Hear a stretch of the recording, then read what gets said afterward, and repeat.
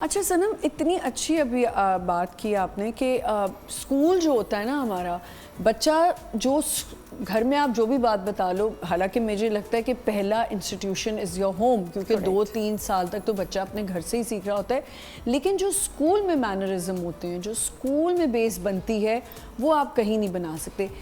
अगर आप comparatively, because आप इस बिज़नेस में हो इतने अरसे से, आपने कुछ डिफरेंस देखा है कि हमारे स्कूल्स में भी अब शायद उस तरह नहीं, आप नहीं बच्चे को ट्रीट कर सकते, बिकॉज यहाँ तो माँ बाप आ जाते हैं या वो कहते हैं कि जी इतना स्ट्रिक्ट क्यों किया हुआ है, ये क्यों किया हुआ है। हमारे टाइम पे हमने कभी ये सोचा भी नहीं था कि हमारे पेरेंट्स हमारे लिए ये जाके बोलेंगे कि मेरा बच्चा जो है इस चीज़ से सप्रेस हो रहा है।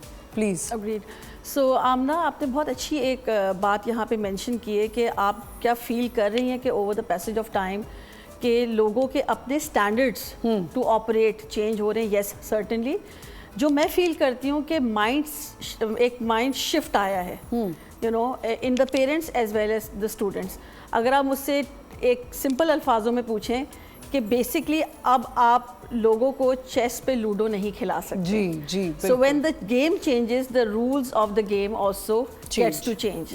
तो होता ये है कि पहले तो 10 साल बाद एक जनरेशनल गैप आता था, लेकिन अब with the passage of time हर 2 से 3 साल बाद, क्योंकि इतनी तेज़ी से इनोवेशंस हो रही हैं, टैकल करना है या एड्रेस करना है। बेशक, बिल्कुल। सो आई थिंक यहाँ पे एक you know it's the grey area जिस पे हमें थोड़ा सोचना चाहिए, रिफ्लेक्ट करना चाहिए, इंट्रोस्पेक्ट करना चाहिए और सजेस्ट करना चाहिए कि क्या पेरेंट्स कर सकते हैं, क्या स्टूडेंट्स कर सकते हैं, और क्या टीचर्स और इंस्टीट्यूशंस कर सकते हैं as an important stakeholder to build the morals, ethics and values of the society. Amazing, बहुत अच्छी बात की, क्योंकि टीचर्स की बहुत ज़्यादा रिस्पॉन्सिबिलिटी है। बच्चा माँ की बात शायद बाद में सुनता है, लेकिन अपनी टीचर की बात पहले सुनता है। अब स्कूल्स में, क्योंकि I was a teacher for 7 years, तो मैंने, क्योंकि इतनी, अब तो मेरे ख्याल से सबको पता चल गया होगा पूरी दुनिया, क्योंकि मैंने टीचिंग की है, मैंने इतनी दफ़ा बताया है, हमारे स्कूल की जो ट्रेनिंग्स होती थी तो उसमें ये बताया जाता था कि आपने बच्चे से पोलाइट तो रहना है, लेकिन आपने मैनर्स पे कॉम्प्रोमाइज़ नहीं करना। अब जहाँ मैनर्स आ जाते हैं ना, वहाँ बड़ी चीज़ें आ जाती हैं। आपका बच्चा किसी के सामने बात कैसे करे, आप देखिए, हम बच्चे की इसलिए बात करें क्योंकि बच्चे से ही जो बेस बन जाती है वो सारी ज़िंदगी आगे रहती है।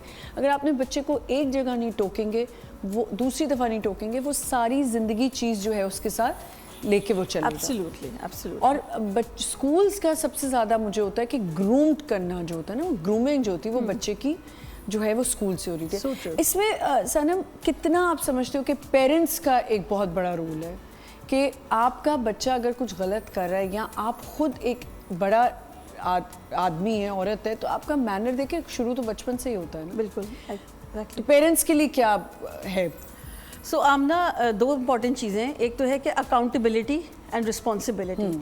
क्या इस सवाल का जवाब देने से पहले हमें 2 सवालों को देखना पड़ेगा। क्या parents are ready to be parents? Absolutely. और are they really considering it to be their priority to be parents? क्योंकि देखिए, डायनामिक्स चेंज हो चुके हैं। अगेन आई एम रिपीटिंग कि जो पेरेंट्स अब हैं वो पार्शियल रिस्पॉन्सिबिलिटी लेने को तैयार हैं इन टर्म्स ऑफ कि हमारा बच्चा परफॉर्म कैसे कर रहा है, एकेडमिकली भी एंड वर्क वाइज भी। But maybe on the forefront they are okay with the fact कि क्योंकि ज़माना चेंज हो रहा है, मॉरल्स चेंज हो रहे हैं, तो समहाउ एथिकल स्टैंडर्ड पे अगर कॉम्प्रोमाइज़ दिया भी जा रहा है या मॉरल बैरोमीटर्स अगर चेंज हो रहे हैं, so it is okay, go with the flow. However it's behaving और बिकमिंग लाइक अ एपिडेमिक।